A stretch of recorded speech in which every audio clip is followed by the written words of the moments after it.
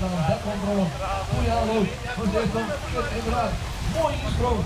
Ze had er keihard voor werkje maken, maar de Lieppersclub in Boetenpost had een aantal nieuwe kansen.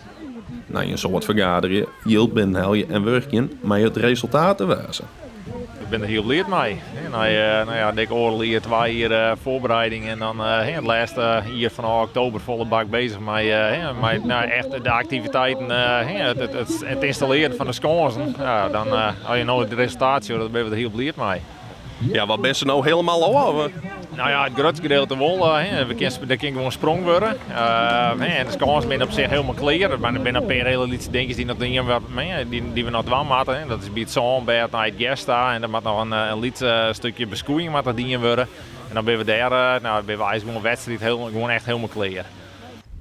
De oude sconsen wie nevens de jong echt wel een vervanging daar. We koeren net oors weer, want oors dan weer het einde verhaal was voor deze vierleversclub. Alles weer gewoon helemaal verrotten. En sconsen die voldienen net meer onder de wedstrijdeisen. En wie nog wat baldadige jeugd hadden die het een en ander vernield hadden.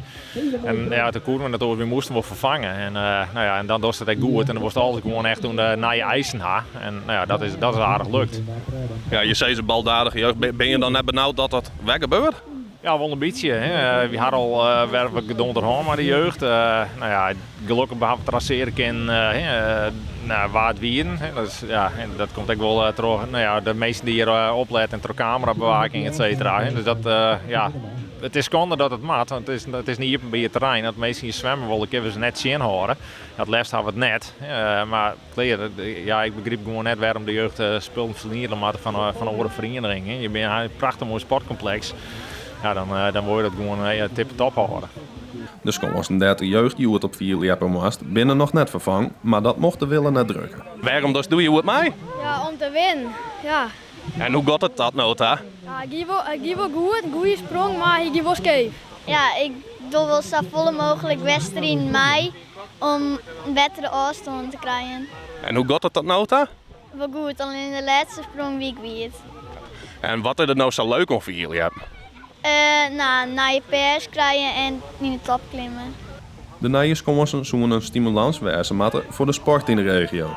Daar zetten we wel op in. We maken het van de squallen. We zijn volle bak aan het promoten met alles.